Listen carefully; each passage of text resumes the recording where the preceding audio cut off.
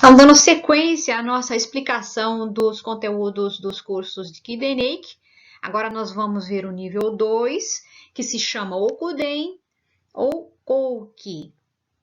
Então, esse é um nível extremamente importante para as pessoas que desejam conhecer as raízes espirituais do Reiki tradicional japonês. Esse é um nível que eu fiquei realmente muito entusiasmada, porque ele me trouxe muitas respostas às muitas dúvidas que eu tinha quando eu dei início aos meus estudos no Reiki. Então, lá nós vamos ver um conteúdo que nos explica tanto a cultura quanto a tradição também dos ensinamentos tradicionais ligados à questão espiritual, porque o Reiki ele não está ligado com nenhuma religião, mas ele nasceu no Japão, e o Japão tem sim raízes espirituais que são as do Shintoísmo e do Budismo. Então nós vamos ver até que nível isso está envolvido com o Jikiden Reiki. Só que alertando que o Reiki, as pessoas que estão no Reiki ou que venham para o Jikiden Reiki, elas não têm necessariamente que praticar o Shintoísmo ou o Budismo, não. Apenas algumas práticas, alguns conceitos relacionados também com o símbolo que tem relação. Fora isso, não tem relação nenhuma. Dando sequência aqui, nós temos o conteúdo riquíssimo. Nós vamos aprender nesse nível o símbolo para a cura mental e emocional, chamado de Seireki, também conhecido no Ocidente ou no Reiki ocidental. A sua origem, né? Porque na verdade Mikao Usui ele foi um grande estudante, ele teve muita informação, ele reuniu muitas informações e essas informações o ajudaram a criar o que nós conhecemos hoje como Reiki e principalmente os símbolos.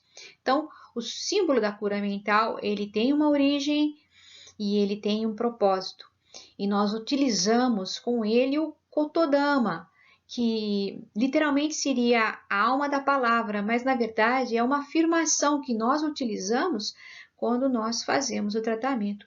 Diga-se de passagem que o tratamento ensinado pelo Jikiden Reiki é um tratamento que vem da origem e ele é bastante diferente do que nós utilizamos lá no Reiki ocidental. Então, isso é um ponto bastante importante. O segundo tema é o símbolo da cura à distância. O que significa isso? Que você pode aplicar o Reiki estando onde você estiver.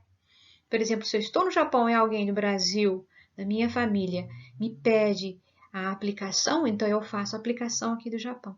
E você vai me perguntar, funciona? Sim, funciona tanto quanto se nós estivéssemos presentes. E existe o resultado, as pessoas sentem o resultado tanto quanto quem aplicou. Por exemplo, se eu apliquei, eu sei muito bem o que está acontecendo e sinto, sim, em meu próprio corpo, em minhas próprias mãos, todo o Biosen, são os locais que podem estar em bloqueio ou as emoções que podem estar em desalinho. Então, é um tema muito interessante. O símbolo da cura à distância, ele também tem uma origem e é ensinado como é que é escrito nos cursos. Aqui nós utilizamos o Jumon, que os japoneses chamam de palavras fiat de poder. Então, conforme nós vamos inscrevendo o símbolo, nós vamos usando esse Jumon. Okay? Então, nós aprendemos tanto para a cura mental como para a cura à distância, todos os procedimentos. É um passo a passo, realmente. Depois nós temos o tratamento à distância para o mental, porque o primeiro passo é para o físico. Depois nós associamos o mental, a distância com o mental também, e os procedimentos. E por último, nós aprendemos nos auto-aplicar usando o símbolo à distância, porque existe uma maneira diferente de fazer esse tratamento e ele é ensinado nos cursos. Então, outras práticas que são aprendidas, assim como no nível 1, nós temos as técnicas de aplicação individual e em grupo, técnicas para fazer o Reiki fluir e as trocas Também, lembrando, eu deixei de falar lá no nível 1, mas lembrando que o que distingue o Reiki de outras práticas é que nós precisamos de um instrutor, que no Ocidente é chamado de mestre, para nos iniciar. Então, se nós não formos iniciados no Reiki, nós não podemos ser praticantes dele ou canalizadores do Reiki. Então, é preciso de um mestre, é preciso de um Shihan, como é chamado aqui no Japão, que é um instrutor, pode ser um assistente ou um instrutor autorizado, que já finalizou todas as etapas exigidas pelo Instituto. Então, o Reiju, que é a concessão da energia Reiki, eles não chamam de canalização ou seja o que for, eles chamam de Reiju, que é quando nós recebemos a energia Reiki e nos é concedido a energia Reiki. Então, nós temos 3 Reijus que nós recebemos, essa iniciação, né? No nível 1, e temos 2 Reijus no nível 2. Então, a partir do nível 1, já da primeira... desse primeiro Reiju que nós recebemos, que é a concessão da energia Reiki, nós já somos uma pessoa apta a canalizar o Reiki.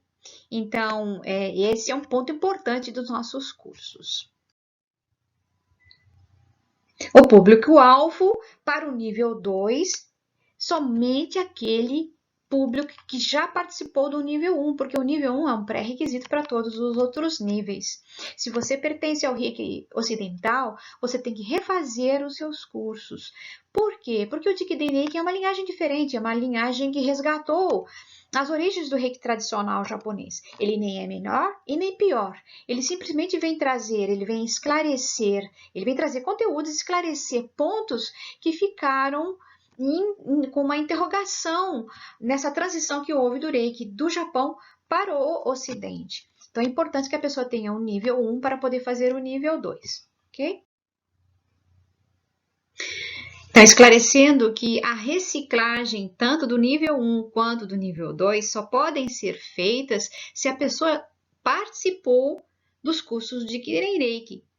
Se ela tiver no nível 1, se ela já fez, ela pode fazer a reciclagem no nível 1. Se ela já participou do nível 2, ela pode fazer a reciclagem do nível 2. E é um pré-requisito também para aqueles que desejam participar dos níveis Shihankaku, que é o assistente, o instrutor assistente, e do Shihan, que é o instrutor autorizado.